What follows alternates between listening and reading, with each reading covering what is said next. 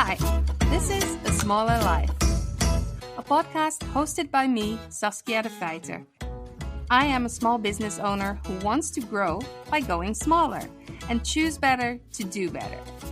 Join me on my journey where I figure out how I can make my needlecraft business relevant in this era and in my personal life.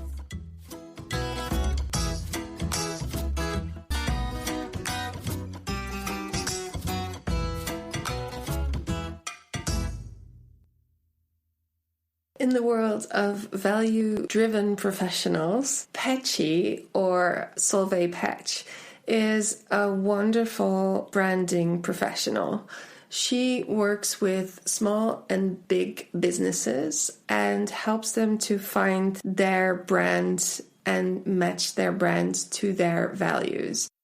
I heard of Petchy through another professional in the field, Ellie Trier, and I immediately thought, she's got to be a sister from another mister, because we feel so similar about lots of things when it comes to branding. So I really needed to talk to her, as we are now in the business circle talking about branding our small businesses. She's got a lot of experience, and I just really loved talking to her about all these different aspects of running a small business and making it your own and communicating it as if it was a part of you and your values. So have fun, take out your notepad and listen to Petchy. Yeah. So happy to have you here with us. And first of all, if you would like to introduce yourself to our listeners and tell us who you are, what you do. First of all, thank you so much for inviting me to be here. I'm really honored. Yeah, I'm Solveig Petch, aka Petchy, and I am a brand strategist and identity designer. And I work predominantly with values-driven, purpose-driven small business owners to help them dive deep into who they really are as a brand, so they can express themselves in an authentic way, in a way that's true to them, and who then in turn will help them attract the right fit clients. Right. That's exactly why I asked you here, because you are all that and do all that. I also work with a group of small business owners around branding and marketing, as well as goal setting, planning, all those kinds of things. But as you are the expert in branding, I'd like to dive a little bit deeper into branding for small businesses, and especially value-based businesses. First of all, can you talk a little bit on branding in general? Because I think a lot of people are not sure what branding is. What does it mean? That's a really good question, especially since I know that you're talking specifically about small business owners. A common misconception among especially small business owners is that your brand is just your logo and your colors and you know how everything looks. When in reality, that's just a tiny, tiny piece of everything that makes up your brand. So your brand is everything that you stand for. It's your values, it's your purpose, it's your mission, it's what drives you and your personality, and like, who do you want to show up as in the world? Mm. And then your visual identity is one part of that. So if you look at it in this way, so if your brand is who you are, then branding is what you do to show the world who you are, if that makes sense. Yes, it does. You need to know your brand. Right. So if you are your naked body, then branding is your wardrobe. Yes. Well, your wardrobe is part of your branding. And then obviously you have your personality as well, which is also part of your branding, and how you put yourself out there and how you behave out in the world is also a huge part of your brand. And when you start to look at branding in that way, it kind of becomes really obvious why you need to kind of go inside first to really lure out who you are before you can start to express it. And this is something I see as well, especially with small business owners, is this temptation to jump from logo to logo, making tweaks to your logo. Oh, look at that color. That color's pretty. I like that person's visual branding. Let me try and do mine in the same way. Yeah. And then you end up in this vicious circle, and really all you're going to achieve is that you're losing any form of consistency. So you're not going to show up in the same way over time to your audience. And so you're trying to strengthen your brand, but really you're weakening it. So yeah, and also you look like everybody else because you're looking at another person. Actually, you're borrowing the clothes from somebody else's wardrobe. I love metaphors. I love a good metaphor as well. Yeah. I love a good analogy. Let's see how far we can stretch this one and see how much nylon's in there. Not a lot, because that's not good for the environment. As we talk about small businesses, branding seems like such a big, huge thing. The people in my community and in my industry, when they start their businesses, they start from having a hobby, and the hobby turns into a passion, and the passion turns into a business. And then they kind of step by step see what comes up and deal with it and tackle the things that come up, because they usually, I mean, I'm totally generalizing this picture here, but usually they build it step by step, but then they don't have a solid foundation when it comes to goal setting, planning, marketing, branding, all those kinds of things.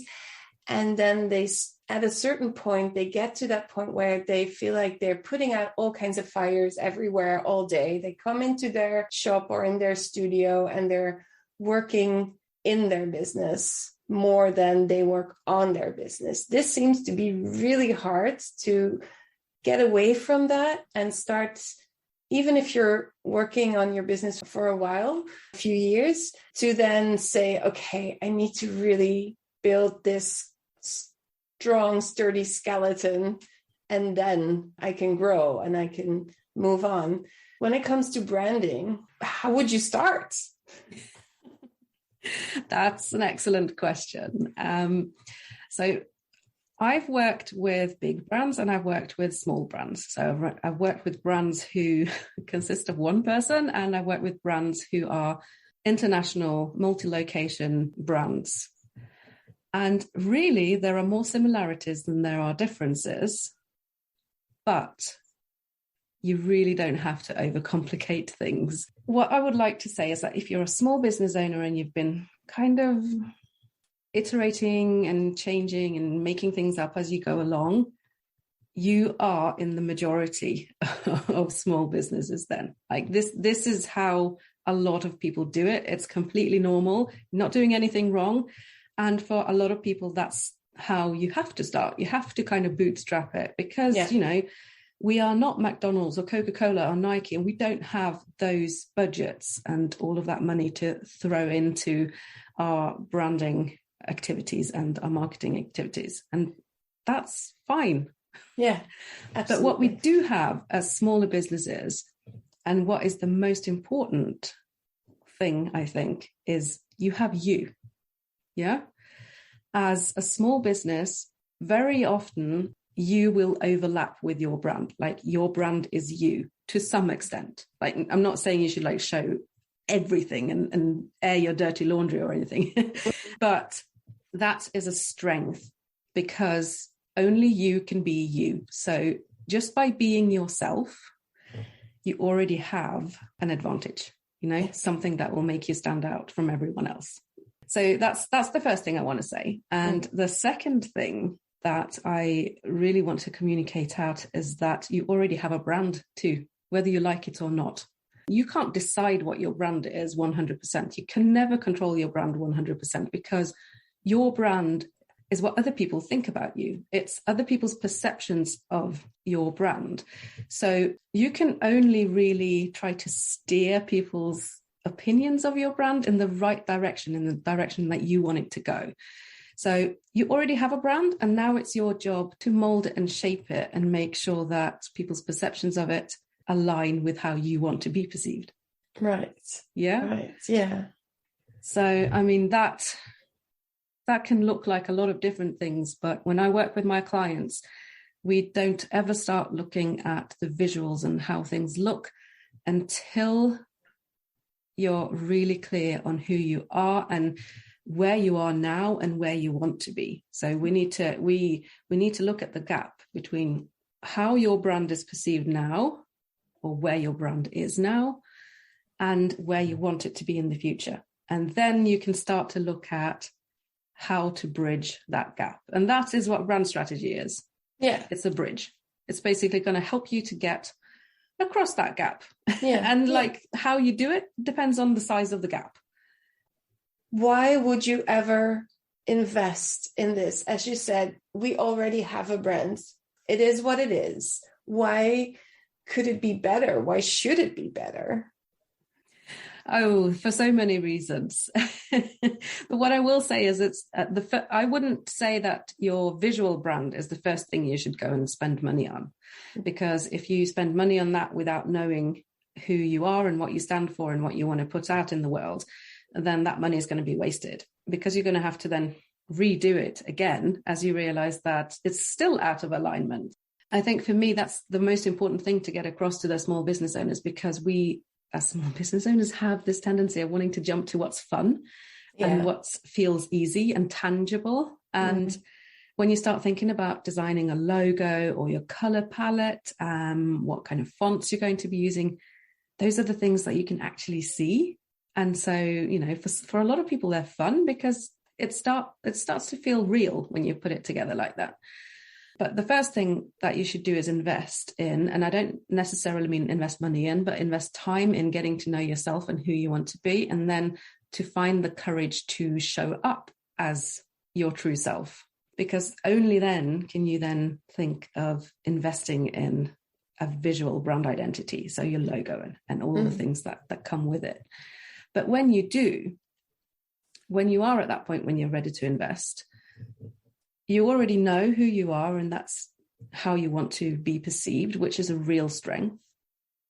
And when you take that inner core of your brand, and either you do it yourself or you pay someone to do it for you, but when you translate what's on the inside into visuals that really connect with your chosen or your dream client, that is when you can start to really build a strong brand foundation, strong brand reputation. You can reach more of the right people once you've invested in that. And this is something, I know I'm going to go off on a bit of a tangent now, but lot of people are scared of showing who they really are because they're scared that they're going to push some people away.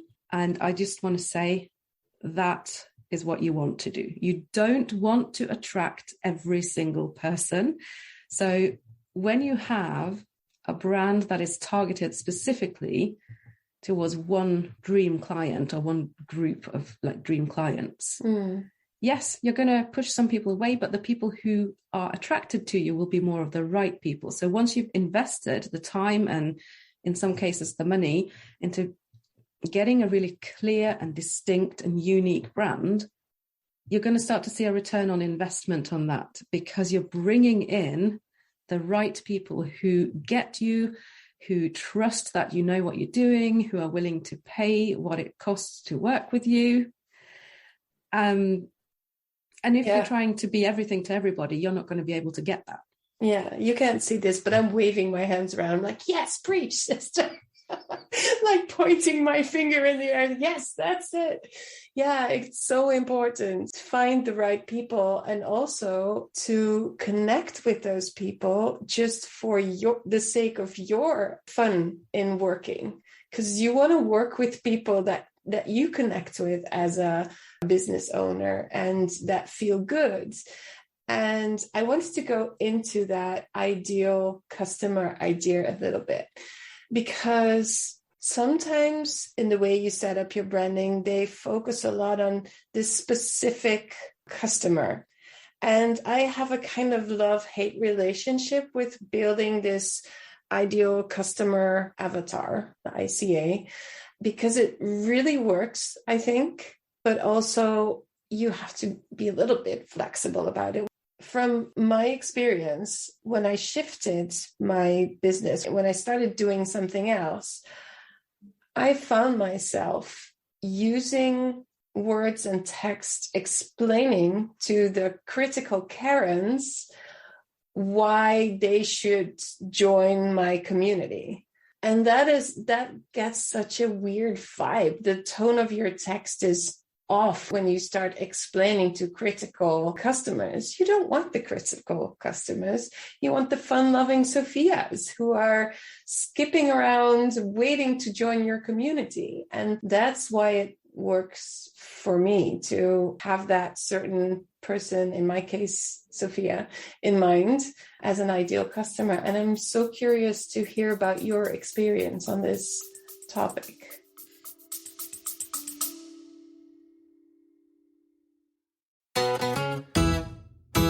Hello, friends. I just want to say something to you quickly. So if you're liking the podcast, if you're liking what I'm talking about, consider joining the mailing list. I have bi-weekly updates on the podcast and or business insights and tips. The occasional exercise to get you ahead. If you want to actually talk to other business owners about the things that I talk about here on the podcast, why not become a Yavol community member for as little as €8.50 a month? That's like buying me coffee and a croissant. But don't do it for me though. Do it for yourself, because I promise that you will get something out of it, either the emails and or the community. So you can either go to the show notes or sign up through yavol.myflowdesk.com/pattern-shift. I hope you'll join us.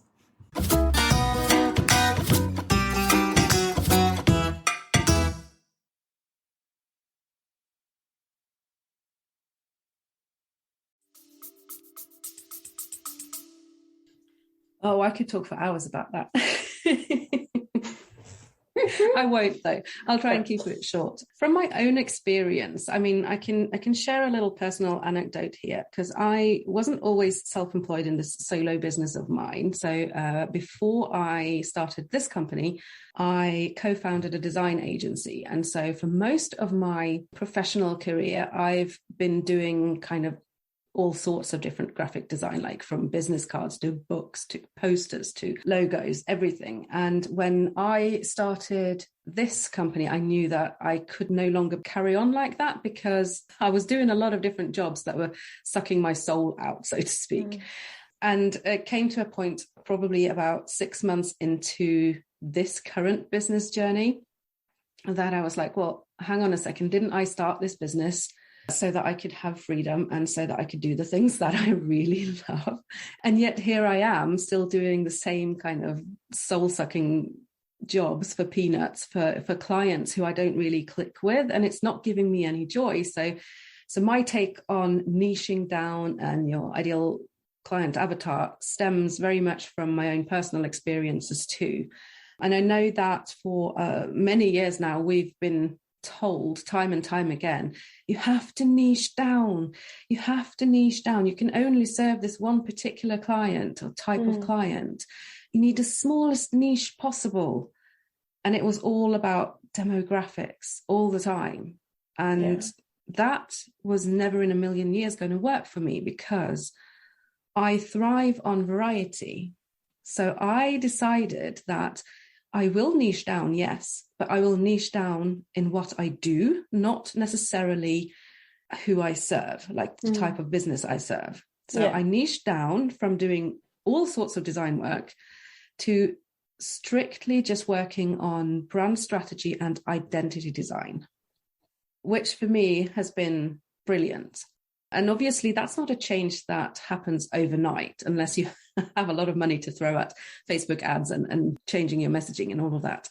So what I did was I just stopped talking about the kind of jobs I didn't want to take on, and I really shouted about the projects I wanted more of. Yeah. So that was my kind of niching down. And whether I work with a solo business owner or if I work with a bigger company, like doesn't matter so much to me, because a lot of the challenges are the same, and the differences of like the industries that I work in, it's what makes my day enjoyable, because I get to learn so many things from so many people.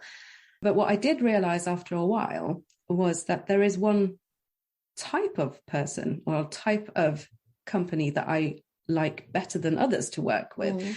And it's not so much about the demographics as much as with psychographics. So I care more about clicking with my ideal customer on an emotional level, on a values-based level. So if we have the same foundations, we believe in the same kind of things, we have the same outlook on the world, I don't care if my ideal client is 30 years old or 70 years old. If we share the same outlook on things, that is what's going to bring us together.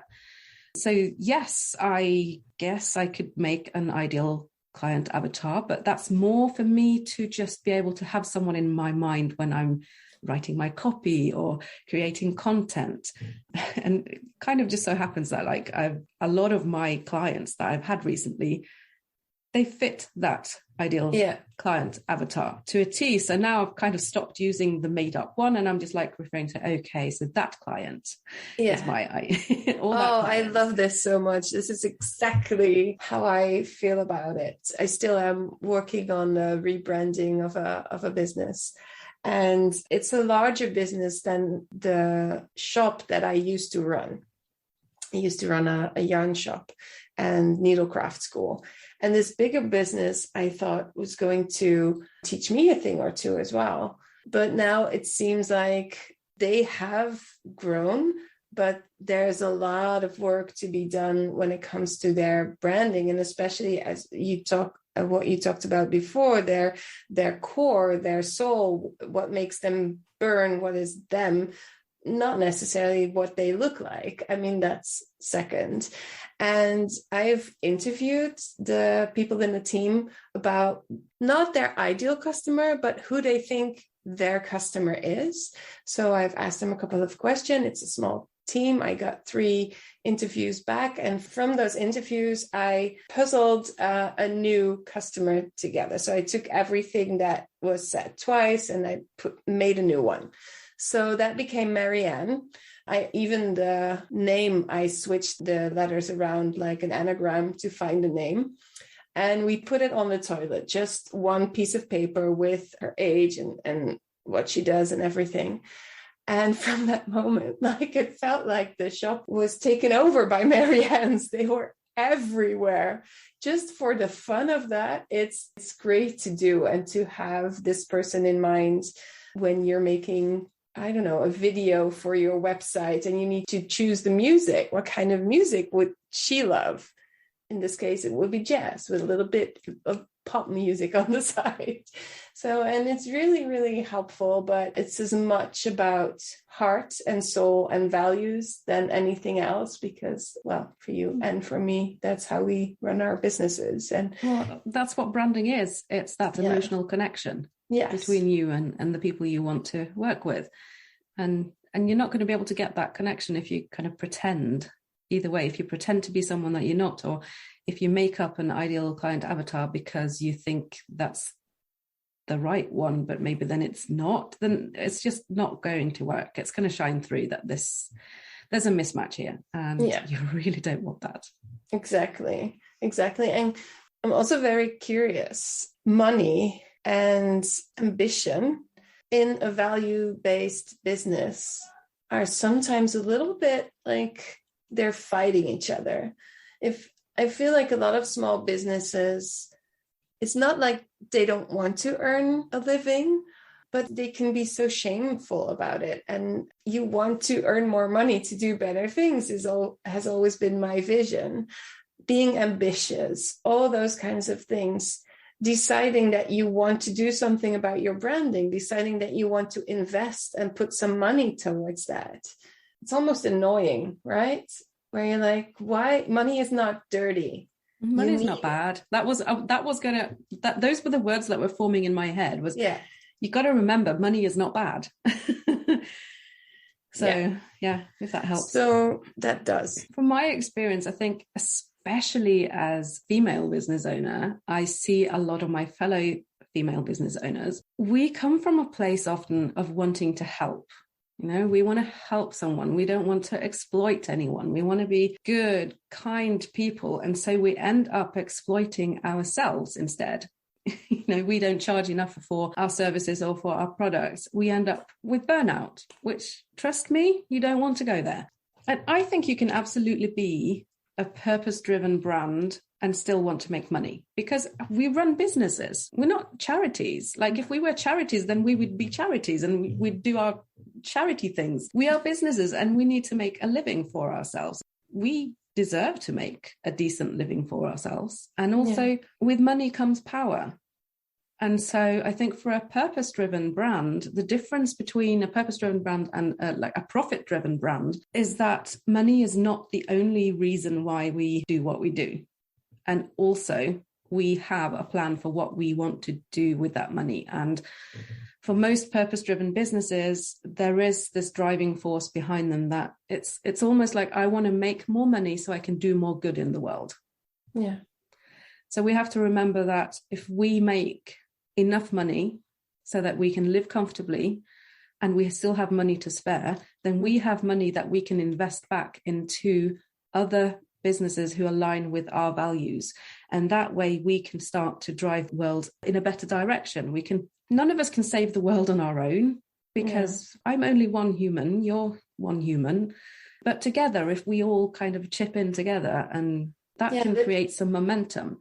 So if you make enough money to reinvest it in the types of businesses that you want to support, the ripple effects can be huge. Yeah. So I think that's a nice little way of reframing it. Oh, I think everybody should take out a Post-it, write this down, put it on their screen and remember it, because this world is in so much need of better decisions, more love, more respect, more community, all of that.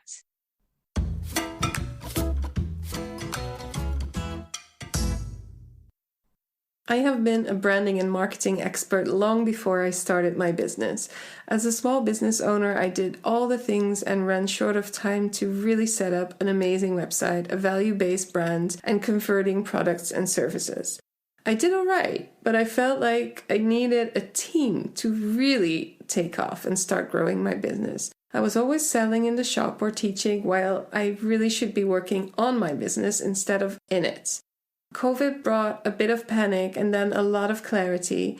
And with my health being my number one priority, I decided to close the shop and I didn't reopen it. What I did do, however, was immerse myself in study and focus on all the things I needed in my business when I didn't have the time. So I did some soul searching and I nailed my passion down to connecting makers and sellers in our industry so we can keep our industry happy and healthy and supported. What I then did was build a community where makers and sellers can meet each other and see what they need, how they operate, and how we can support each other. So when you feel like you want to run a business with values at the center, please join us in the Yavol community at community.wol.com. See you there. The ripple effect is a thing. So we shouldn't despair. We shouldn't say, I'm not going to make a difference, because you will. Like somebody hopefully hears this interview and thinks, okay, I'm going to start this business now. I am motivated. I will do the things. I will work on my business and I will make a change. Even if that's just one person, they will show somebody else what they're doing. The ripple effect really exists and it's true. And get over yourselves. Money is not bad. We need it. It is not bad. And I have one point that I would like to make, if I may. Please. A lot of us as purpose-driven business owners were like, oh, but what if people can't afford me? That's like really bad of me if I charge so much that people won't be able to afford me. Well, you know what? No matter what you charge, there's going to be someone who's not going to be able to afford your services or your product. That's not really your concern. You don't have to have something for everyone. Yeah. And if you, for instance, you make high-end products for a living, like say you craft something with your own two hands, they're one of a kind, you want to price that high enough so that you can make a decent living out of it. And then maybe because of that, because people are paying you what it actually costs you, not just like in terms of the materials, but also like the time it took you to create this thing, and the time it takes to market it. And like everything like that has to be factored into it. Yeah. But if you make a decent enough living by selling it, you can create free stuff for the people who can't afford that just yet. Thank you. So, this is my thing completely. Go ahead. So I know I probably wouldn't be able to invest in my own service because my own service is kind of beyond where I'm at for investing right now. But that doesn't mean that there aren't people out there who can and who are in a position to invest. Exactly. And because I charge what I need to for what I do, I have free time to do my podcast, for instance, where people who can't invest in my services just yet can go and learn about brand strategy and things surrounding that without paying anything. Yes. So there are ways of doing this. Like you can care for people and you can, still make money. Exactly. Oh, I love to hear about this. And I didn't tell her to say this, people. She's just come up with this all by herself. You've opened a can of worms, this. You're going to have a hard time getting me to stop. Yeah, no, that's good. I have struggled with this too. I actually took a course about pricing your value-based products. It was very insightful. And at the end, I got back to where I was. But that's fine. Just know that things have a value and it is what it is. In all honesty, you can find anything and everything online. So if you don't have the money to invest, you can invest your time and figure it out. But if you do have a budget or are able to put a little bit aside for your education, then as a small business, it is so valuable to work with experts that can get you to where you need to be in a fragment of the time that it would take to read all the books, listen to all the podcasts, watch all the YouTube videos. This really helps me in the way that I can let go of the fact that I charge people because the knowledge is already out there. But professionals grab your hands and, in my case, give you some tough love every now and then. I'm all for the tough love. Oh, good. Yeah. What would you say is something that you need to give your clients a little bit tough love with? Where do they need it most, would you say? Oh, well, it depends on what type of client, because I work with people just on strategy, and then I also work with people on translating the strategy into the visuals. And when I work with people on strategy, some of the tough love that I have to dish out sometimes is if they are, for instance, picking brand values that are too generic and safe, like professional, innovative as your brand's values. I'm like, well, I kind of expect a business to be professional. It's not setting you apart. I often challenge them a bit on trying to pick more, like dig even deeper, find out what they stand for, like really stand for. And even if they have to pick like a generic one that because it feels right for them, then to elaborate on what that actually means to them. So it doesn't become just a buzzword that they put on their wall in a nice colored foil. Because that's just kind of useless. And also I dish out some tough love when it comes to showing up as them, not trying to hide who they actually are or present themselves as something they're not, because if you want to stand out, then you may as well stand out for who you are rather than trying to be a copycat. And then when it comes to translating all of the inner work to the visuals that the world is going to be able to see, often I have to dish out some tough love when it comes to leaving their own personal taste behind. Because I don't design for my clients. I design for my clients' clients. Obviously, I want my clients to like what they see. I want them to be proud of and have a connection with their own visual branding. But the most important role of that visual branding is to create an emotional connection with my client's client. Right. And so sometimes, it doesn't really matter whether you prefer blue over pink, or if, you have to kind of let go of that. And to trust the professional as well. And also just don't let your personal taste get in the way of reaching the people you really want to work with. Because yes, as small business owners, to some extent, we are our brands and there will be some overlap. But also if you don't like that particular font, it doesn't really matter. No. Yeah. Yeah. And as it happens to be, it's International Women's Day today. Yes. Yes. Congrats. You too. I kind of want to know, female identifying and male identifying business owners are probably a lot different in doing things, although every person is different. I've been working with female identifying business owners and crafters and makers for over a decade. There has been a lot of lack of self-confidence. It's so sad. It's really touched me, and it's part of why I do what I do. And it's also part why I believe in tough love. I'm like, for some people, I just want to say, get over yourself. You just have to start loving yourself because I say so. But as a business owner, you kind of need to be a little bit strong, a little bit self-confident, but you can also really just be yourself and be shy and be introvert. They can coexist, those traits, right? Absolutely. I'm a very introvert.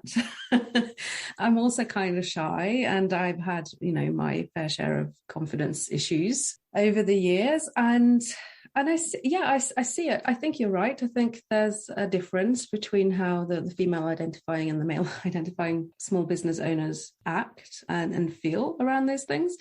I think we need to iron out some of these differences, because what I've observed is that my kind of male counterparts, small business owners, often carry themselves with a lot more confidence. They use big, strong words. They are therefore much more likely to get funding if they apply for like grants or different funding, or investors even are much more likely to invest in them. And I think that's something that needs to change. So we need to pick up some confidence and go at it. Yes, definitely. My business circle, that is a small group of small business owners that I work with through different topics. Branding is a part of that. So I love to talk to you about this, because everybody who listens to this and is like, I want to really dive into this branding bit. One of the people in my business circle is Robin, and she asked how to shift your branding if you are shifting goals. So with COVID going on, lots of businesses have shifted their goals and pivoted. And what do you do with your branding when you've built this whole brand and then things change? Is branding something that is done and is static? No, branding is definitely not static. Your brand should evolve just as you evolve as a person. It's inevitable. And if it doesn't evolve, then you're going to, at some point, probably find yourself feeling like everything is a little bit out of alignment. And then that will kind of force you to tweak your brand. And it's absolutely okay to do so. And like what you do to tweak your brand, that depends on what the change in circumstances are. So if, for instance, you've lost all of your clients because of COVID, maybe you were selling like just physical products, or you're doing physical events, and all of a sudden all of that is gone and you're having to look into a completely different target audience. That's different to if, you're just changing your own goals for where you want to be. So I think you kind of have to assess the situation and look at, okay, so my brand is right here, right now, and I'm having to make these changes. And so what aspects of my brand no longer make sense? What can I let go of? What do I need to tweak? What can I do to steer the direction towards where I need to or I want to go? I mean, that can look like changing your positioning or your messaging. Maybe it looks like changing your ideal client. I mean, there is not one single answer to how to do this, which is why I always base all of my work around my framework. My framework has 5 parts to it, and they're all interlinked. They are all connected. So you've got your core in the middle, but then you've got the 4 sort of surrounding segments that are all interlinked. And if something changes in one of the segments, you have to tweak something in the others too, because it's all moving parts and Yeah. they're going to affect each other. Yeah. And if somebody has a problem like that, they could find an expert like you and have an hour call to figure out what to do about a specific problem, or go through the framework, or join a group like yours or mine. Let's put mine in there too. Yes. And also, as a small business owner, I'm 46. I've had my business for 12 plus years. I've learned so much. Like 5 years ago, somebody like you would be competition or something like that. Now my mind has shifted completely to, we can all help each other become better people and better business owners. That There's has enough been cake for us all. Yes, it's been such a mind shift for me. It took away a lot of stress, a lot of pressure.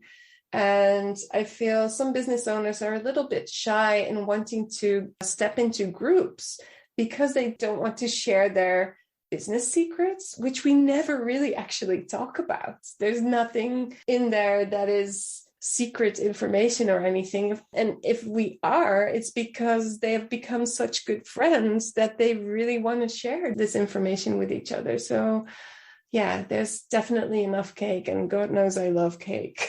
I love me some cake.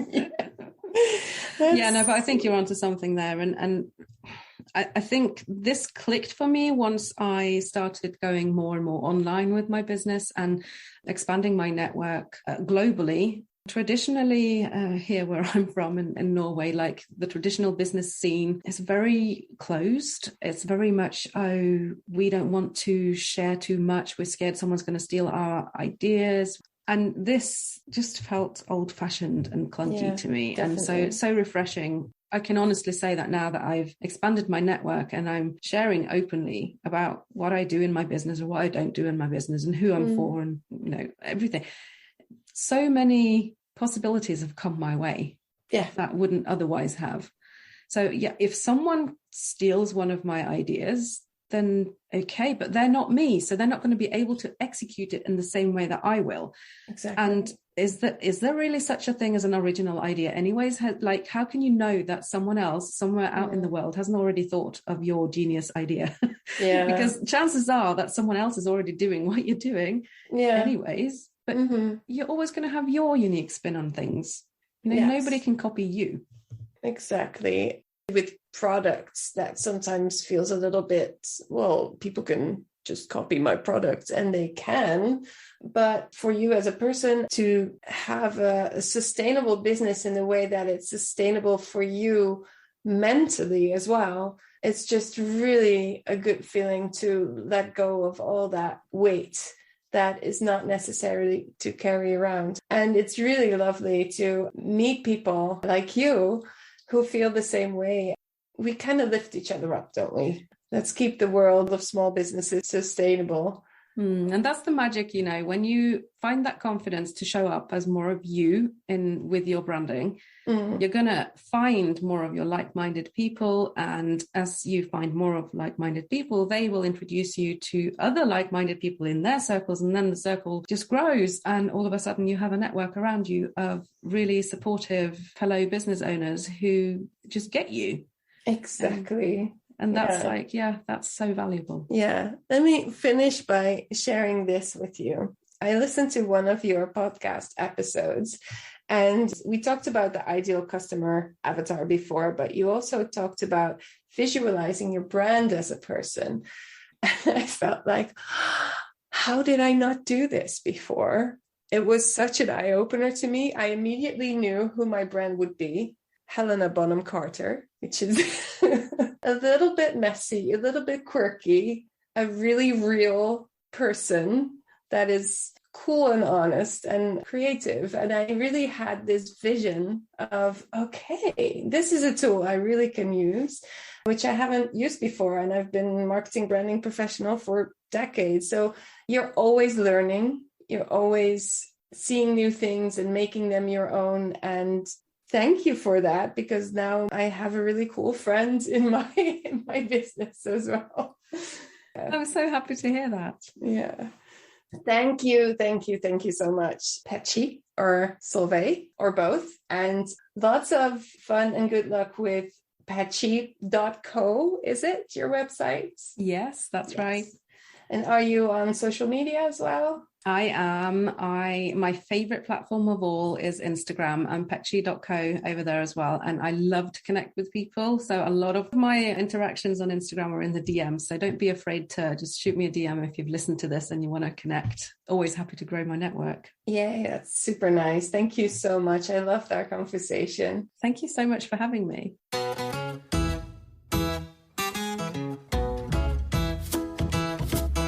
A Smaller Life is growing, and I'm continuing to love talking to people in our industry, makers and sellers alike.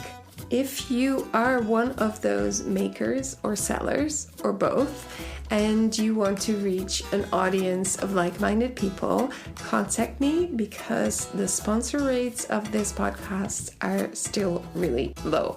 So go ahead, send me an email at info@ja-wol.com to get more info on sponsoring the show and really connecting with your group of people.